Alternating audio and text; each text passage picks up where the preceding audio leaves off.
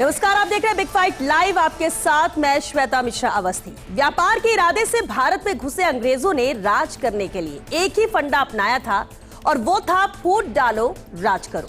देश की सियासत में इन दिनों इसी फंडे के इर्द गिर्द घूम रही है। कोई जातीय गणना की मांग कर रहा है तो कोई कह रहा है कि जिसकी जितनी भागीदारी उसकी उतनी हिस्सेदारी। जातियों में विभाजन की काट के तौर पर एक नारा चल रहा है, बटोगे तो कटोगे, एक रहोगे तो नेक रहोगे। योगी आदित्यनाथ की फोटो के साथ बटेंगे तो कटेंगे पोस्टर राजस्थान में भी लग रहे हैं। हिंदुओं को एकजुट करने की बात हो रही है, लेकिन इस नारे को विपक्षी नेता ध्रुवीकरण की राजनीति कह रहे हैं। लेकिन सवाल यही है कि बटेंगे तो कटेंगे से अगर ध्रुवीकरण हो रहा है तो क्या जातीय जनगणना के मुद्दे पर जनता को भड़काने का काम करना विभाजन की राजनीति नहीं है? और अगर बीजेपी समाज को एकजुट कर रही है तो विपक्ष को इससे दिक्कत क्या है? क्या जब तक जातियों में समाज को बांटा नहीं जाएगा तब तक नेताओं की सियासत नहीं चमकेगी? तो आज बात देश में राजनीति में बटेंगे के चैप्टर की। बटेंगे तो कटेंगे, एक रहेंगे तो नेक रहेंगे।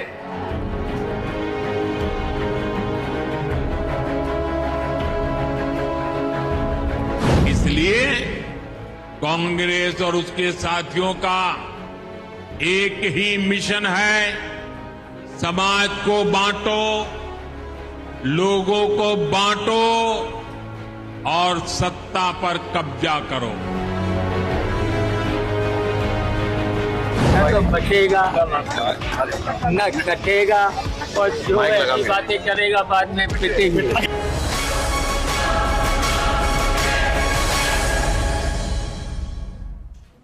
और चलिए इस खास मुद्दे पर चर्चा के लिए खास मेहमान हमारे साथ जुड़ चुके हैं। सबसे पहले उनसे रूबरू करा देते हैं आपको। हमारे साथ बीजेपी प्रवक्ता प्रताप राव जी हैं। प्रताप जी, बहुत स्वागत है आपका। हमारे साथ आर तिवारी जी भी चर्चा में शामिल हुए, जयपुर जिला अध्यक्ष है पीसीसी से। बहुत स्वागत है आर तिवारी जी आपका। साथ ही मौजूद है यहाँ पर विषय विशेषज्ञ विक्रांत सिंह जी। विक्रांत जी, आपका भी बहुत स्वागत है। और साथ ही मौजूद है राजनीतिक विश्लेषक एकलव्य सिंह जी। एकलव्य जी, आपका भी बहुत स्वागत है इस खास मुद्दे पर चर्चा के लिए।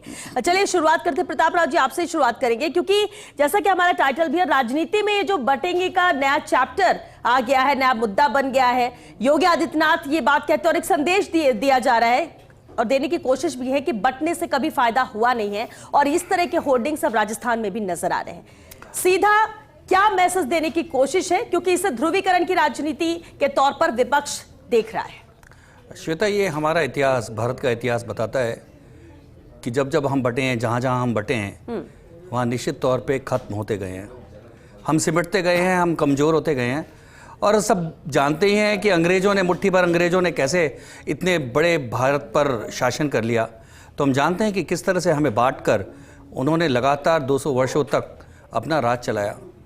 और उसके खिलाफ तभी वो जब गए, जब हम एक होकर हमने उनको निकाला, तभी जाकर अंग्रेज यहाँ से गए। तो हमारे सामने, हमारे इतिहास में ऐसे तमाम उदाहरण हैं। हम जानते हैं कि ईरान तक कभी हमारी संस्कृति का ध्वज फहराता था, कैसे ईरान में लोग बटे और फिर कटते गए। अफगानिस्तान चला गया, पाकिस्तान चला गया, बांग्लादेश चला गया, इंडोनेशिया तक का जो सांस्कृतिक हमारा प्रवाह था वो भी रुक गया। बांग्लादेश की जो हाल की घटना बताती है कि वहाँ किस तरह से सत्ता का परिवर्तन होता है और केवल एक समाज को, हिंदू समाज को ही निशाना बनाया जाता है, केवल इसलिए कि उनको ये पता है कि हिंदू समाज को जातियों में बांट कर उनको आसानी से काटा जा सकता है। और ऐसी ही राजनीति भारत में इस समय हो रही है। आज़ादी के बाद से ही भारत में राज करने के लिए जो अंग्रेज छोड़ गए थे नीति, वही अपनाई जाती रही। कांग्रेस ने वही किया कि कैसे भी जातियों में बांट दो, जातियों में इतना जहर भर दो कि आपस में एक दूसरे के खिलाफ खड़े हो जाएं और मुट्ठी भर फिर हम लोग शासन कर लें। और यही होता है। और वापस इस लोकसभा चुनाव में भी नजर आया किस तरह से आरक्षण के नाम पर, जाति के नाम पर और संविधान के नाम पर जातियों में बांटने की कोशिश हुई। और वापस कांग्रेस जातीय जनगणना, देखिए हमारा कहना है, वो बार बार ये कह रहे हैं कि जिसकी जितनी संख्या उतना उसका हक। हमारा कहना है कि जो जितना कमजोर है उसको सबल करने के लिए उसको उतना हक देना चाहिए, क्योंकि हमें बराबरी की लाना है। होर्डिंग से क्या संदेश देने की कोशिश, क्योंकि ये चलिए योगी आदित्यनाथ ने कहा, ये मैसेज दिया, बीजेपी इसी उस पे है कि सबको साथ रहना होगा, साथ रहेंगे तो मजबूत रहेंगे, इस तरह से इसको हम देख सकते हैं। लेकिन जगह जगह शहर में होर्डिंग लगाकर क्या मैसेज देने की कोशिश है, इससे किसका फायदा? देखिए, ये एक विचार है जो देश में अब धीरे धीरे आगे बढ़ रहा है। हम चाहते हैं कि भारत में एकता स्थापित हो, भारत के सभी सर्वजन समाज के लोग इकट्ठे आएं, संगठित हों, एक दूसरे के खिलाफ जो भड़काने की कार्रवाई हो रही है वो बंद हो, जातियों में बांटने की जो कोशिश हो रही है वो बंद हो, एक दूसरे को लड़ाने की कोशिश हो रही है वो बंद हो, जातीय जनगणना के नाम पर, कभी जातीय मत के नाम पर जिस तरह से एक दूसरे के खिलाफ जातियों को खड़ा किया जा रहा है वो बंद हो। और यही एक कारण है कि सबको इकट्ठा करके देश को आगे बढ़ाने की जो विचार है वो है बटेंगे तो कटेंगे। ठीक है तिवारी जी, अभी प्रताप जी ने जो कहा आपने भी सुना। प्रताप जी का कहना है कि ये एक विचार है, लेकिन इस विचार से विपक्ष सहमत नहीं है, कांग्रेस सहमत नहीं है, इसे ध्रुवीकरण की राजनीति आप कह रहे हैं। इसमें क्या गलत है, क्यों ये गलत लगता है?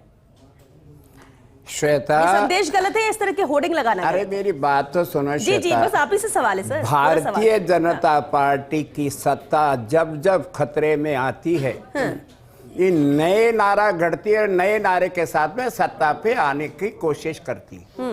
आपको याद है 2014 में नहीं सहेंगे महंगाई की मार, अब की बार मोदी सरकार, हर हर मोदी, घर घर मोदी। और फिर एक नया नारा आया, सबका साथ, सबका विश्वास और सबका विकास। तो फिर क्यों फेल हो रहे हैं? मोदी जी से बड़े योगी जी हो गए प्रताप राव जी। मैं कह रहा हूं, क्या मोदी युग की समाप्ति का सूचक है? आप महाराष्ट्र में लगा रहे हो, आप राजस्थान की धरती पे लगा रहे हो, क्योंकि अभी लोकसभा के चुनाव में भारतीय जनता पार्टी को देश की एकता ने खंडित कर दिया। यूपी जैसे बड़े राज्य में जहां योगी जी मुख्यमंत्री है, जहां मोदी जी चुन करके देश में, अरे मैं यही तो कर रहा हूं, हार के कांग्रेस में क्या हाल है? आपने फिर वोटों की ध्रुवीकरण करने की कोशिश की है आपने राव। मैं कह रहा हूँ हिंदू और मुसलमान के अलावा आपके पास में कोई जगह ही नहीं है क्या? आप तो जाति जाति कर सकते हो, आप तो ऊंच नीच कर सकते हो, फेल हो गया। आप तो जाति जाति कर सकते हो, तो आप हिंदुओं को बांट सकते हो। हिंदू और मुसलमान एक रहेंगे, नेक रहेंगे, देश का अरे तो हिंदुओं की एकता की भी बात करो, मुसलमानों में देश आप क्यों जाति में बांटना चाहते हो हिंदुओं को? तिवारी जी, आप ये कह रहे हिंदू मुस्लिम, यहाँ पे कहा है आपने, कहा एक रहेंगे हिंदू मुस्लिम, तो यही तो कह रहे एक रहेंगे तो नेक रहेंगे, सुरक्षित रहेंगे, सब साथ रहेंगे। आप सब जानती है इनका मतलब क्या है। एक रहेंगे, ये हिंदुओं की तो बात कर रहे, हिंदुओं का राज्य था इंडोनेशिया, ईरान, अफगानिस्तान। तो आज तो आप 11 साल से हो, आपने बांग्लादेश में हर बार कहते हो हिंदुओं की आबादी कम हो रही है, हमने पाकिस्तान के 2 टुकड़े किए। प्रताप राव जी, आप बांग्लादेश में आक्रमण करके दिखाते हैं। प्रताप राव जी ने अपनी बात की, आप मेरे सवाल का जवाब दीजिए। अगर जातियों में बांटने से क्या कोई फायदा है? क्या बिना बांटे लोगों को राजनीति नहीं होगी देश में? मैं कह रहा हूं श्वेता, जब आप देश के अंदर जनगणना करा रहे हो तो जिसकी जितनी भागीदारी उतनी उसकी हिस्सेदारी होनी चाहिए। मैं कह रहा हूं जातियों में भी कमजोर जातियों का अगर जब गणना ही कर रहे हैं तो जातिगत हो रहा है ना। आज राजस्थान के मुख्यमंत्री आपने बनाया, हम भी बनाते हैं, आप भी बनाते हो। आप देश के प्रधानमंत्री की जाति के नाम से कहते हो, देश का पहला ओबीसी का प्रधानमंत्री। राजस्थान में बरसों बाद में पहली बार कांग्रेस ने ब्राह्मण हरदेव जोशी के बाद में बदल जाति का यही सवाल है। और राजनीति में जाति अगर है तो क्या बुरी बात है? अगर किसी जाति का जाति के आधार पर दिया जाएगा, और अगर आप देते हैं तो उस जाति का बखान भी करेंगे कि हमने इस जाति का बनाया। श्वेता, ये बात है, ये क्या इसके बिना राजनीति नहीं होगी? इसलिए तो सवाल ये उठेगा और बार बार उठेगा। विक्रांत सिंह जी, विषय विशेषज्ञ आप, सबसे पहले तो ये जो संदेश देने की कोशिश है बीजेपी जो कह रही है, जो योगी आदित्यनाथ ने कहा, उसका क्या मैसेज दिया जा रहा है क्या? और दूसरी बात कि क्या वाकई में बिना बटे राजनीति देश में नहीं होगी, या फिर राजनीति में रहने के लिए, तटस्थ रहने के लिए बांटना जरूरी है? और ऐसे में ये मैसेज कैसे पॉजिटिविटी के लिए तौर पे देखें? जी, हम बचपन से एक मोरल स्टोरी पढ़ते हैं कि अगर एक लकड़ी होगी तो टूट जाएगी, और अगर लकड़ियों का गुच्छा होगा, लकड़ियां अगर बंडल में होंगी तो उनको तोड़ना मुश्किल है। जब इंसानों की बात है तोड़ना ही, तो कटने का बात आएगी कि अगर अकेला व्यक्ति है तो कटेगा, अगर समूह में है तो वो कटेंगे नहीं। हम ऐतिहासिक परिप्रेक्ष्य को अगर देखें, 1026 में महमूद ऑफ गजनी ने सोमनाथ पर अटैक किया था, हम बटे थे तो हम कटे। 1544 का एक बड़ा अच्छा उदाहरण है, शेरशाह सूरी और मालदेव के बीच में गिरी सुमेल का युद्ध हुआ था। उसने मालदेव के पास एक षड्यंत्र रख के भेजा कि आपके जो सेनापति जेता और कुंपा वो शेरशाह के साथ मिल चुके हैं। ऐसी उन्होंने भ्रम पैदा किया और मालदेव वहां से पीछे हट गए। जैता और कुंपा अकेले लड़े और शेरशाह को कहना पड़ा कि एक मुट्ठी बाजरे के लिए मैं हिंदुस्तान की बादशाह खो बैठता। सोचिए अगर अलग होकर भी उनका इतना साहस था, अगर एक होकर के लड़ते तो क्या होता। 1726 के अंदर पानीपत का तृतीय युद्ध मराठा अकेले लड़ रहे थे, राजपूत और जाटों ने उनका साथ नहीं दिया। हालांकि महाराजा सूरजमल ने बाद में घायलों को वहां शरण दी थी, लेकिन अगर वहां पे एक होकर के लड़ते तो शायद इतिहास कुछ और होता।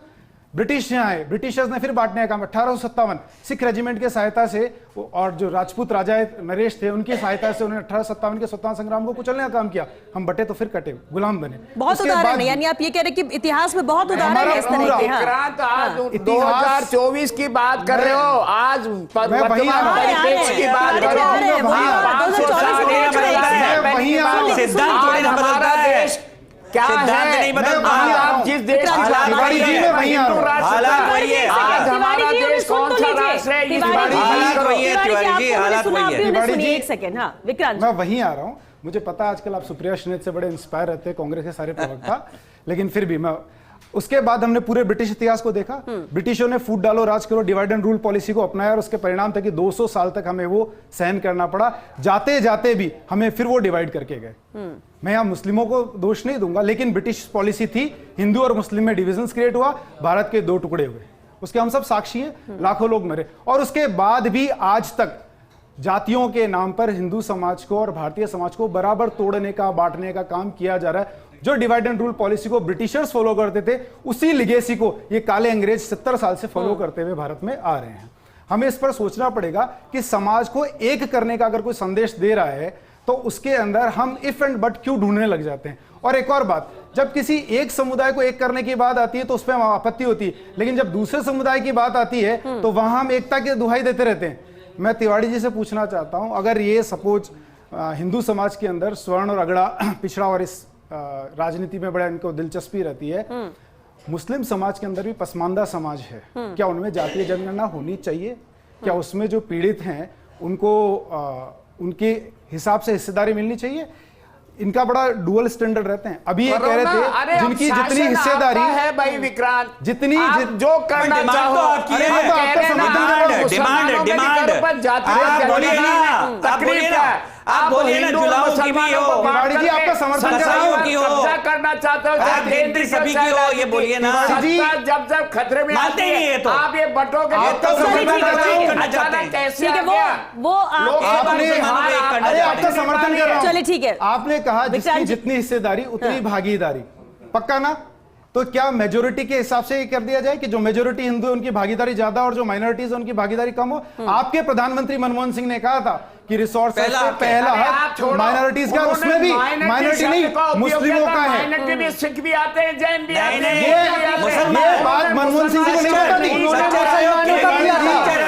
क्या ये बात मनमोहन सिंह जी को नहीं पता थी?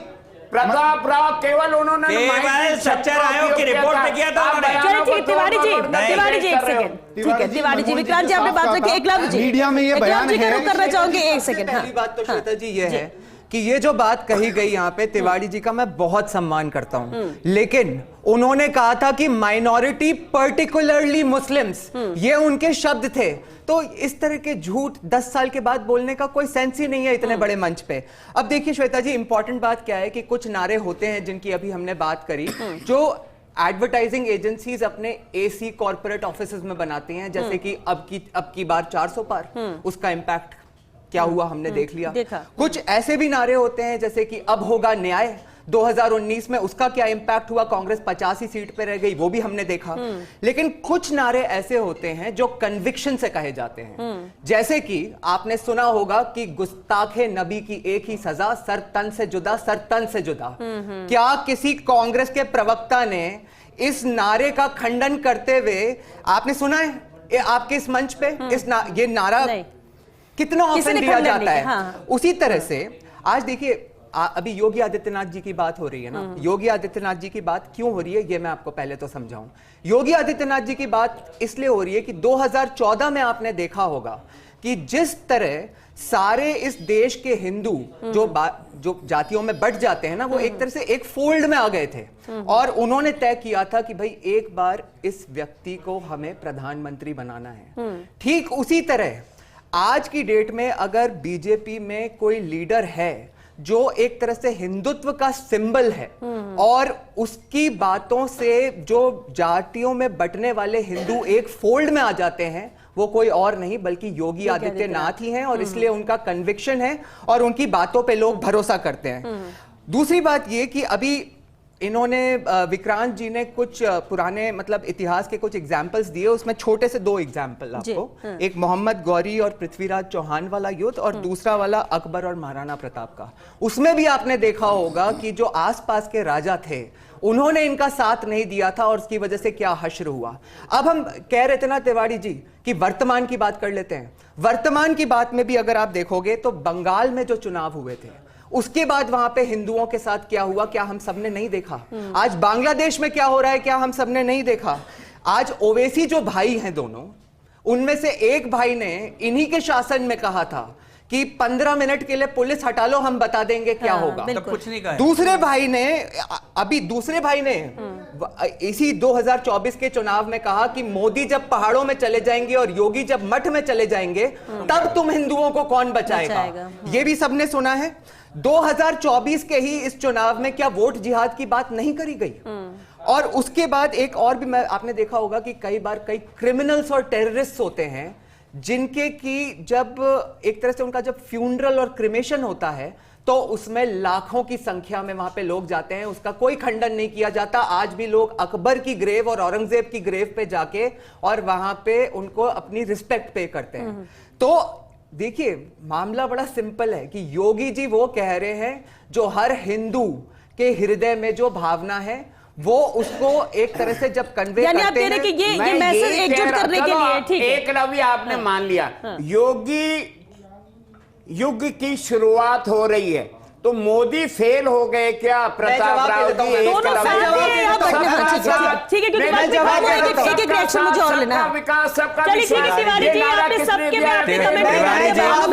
मुसलमानों को बांटने के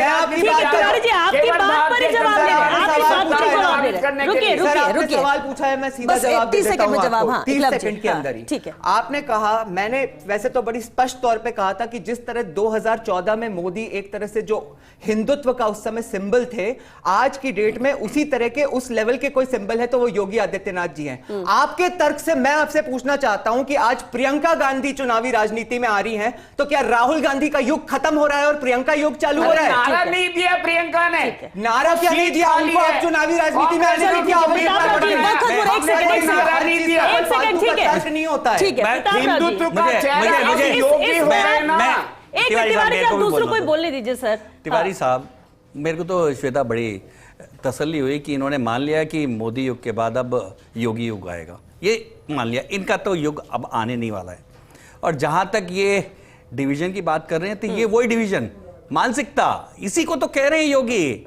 बटेंगे तो कटेंगे, हम ना तो बटे हैं, हम ना मोदी और योगी के रूप में बटेंगे। हम एक हैं, हमारा विचार एक है, हम विचारधारा के लिए लड़ते हैं, संस्कृति के लिए लड़ते हैं, हम देश के लिए लड़ते हैं, राष्ट्र के निर्माण के लिए लड़ते हैं। तो इसलिए मोदी हो, चाहे योगी हो, चाहे जोगी हो, चाहे और कोई हो, जो भी होगा भारतीय जनता पार्टी का कार्यकर्ता या नेता वो एक ही बात कहेगा। इसलिए तिवारी जी, एक बात तो मैं बहुत धन्यवाद देता हूं कि आपने अंत में स्वीकार कर लिया कि आपका युग तो नहीं आने वाला है। ठीक है। दूसरी बात यह है कि हम इस नारे के द्वारा ये साफ साफ ये हो गया है कि हम ना खुद बंटने वाले ना समाज को बांटने देंगे। इंपैक्ट क्या होगा इस नारे का?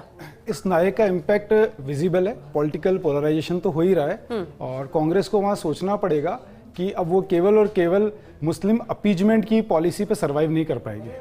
ये बिल्कुल साफ दिख रहा है। और हिंदू भी कांग्रेस की जो एंटी हिंदू पॉलिसीज है, एंटी हिंदू उनका जो नैरेटिव बिल्डिंग का काम है उसको धीरे धीरे समझने लगे हैं। और कांग्रेस वहां से एक कदम आगे भी जा रही है। वो केवल एंटी हिंदू भी नहीं है, वो एंटी नेशनल एस्पेक्ट धीरे धीरे लेके जा रही है। ठीक है श्वेता जी, इसका जो इम्पैक्ट और असर होने वाला है वो बड़ा साफ है। वो असर क्या होने वाला है, वो इनका जो जिस तरह से ये इस नारे का एक तरह से इसको अपोज कर रहे हैं वो उसी में दिख रहा है। ये जो चाहते हैं, इनकी राजनीति आज तक जातियों में जनता को बांट के और उसी से ये पार्टी अपना राजनीति चलाती है। और आज जब ये देख रहे हैं कि जब हिंदू एक फोल्ड में आएगा और अगर वो एक तरफ वोट डालेगा तो इनकी राजनीति जिस तरह से ये चमकाते रहे हैं वो नहीं हो पाएगा और उसी का इन्हें डर है। चलिए, क्योंकि वक्त खत्म हो चुका है, बेहद अहम मुद्दा था। बहुत शुक्रिया आप सभी का इस चर्चा में शामिल होने के लिए।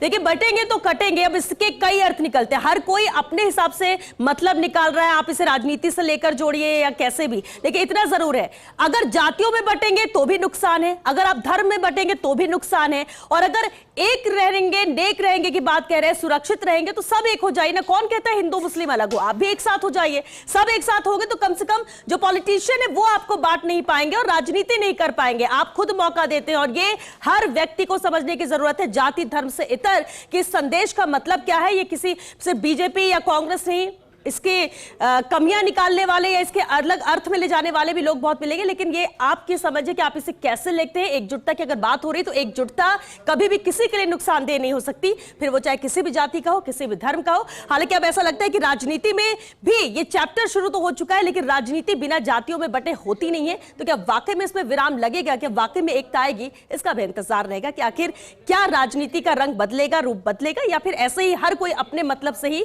इस तरह के मैसेज का अलग अलग अर्थ निकालता रहेगा। चलिए, इसी के साथ बिग फाइट लाइव में आज के लिए बस इतना ही। दीजिए इजाजत, लेकिन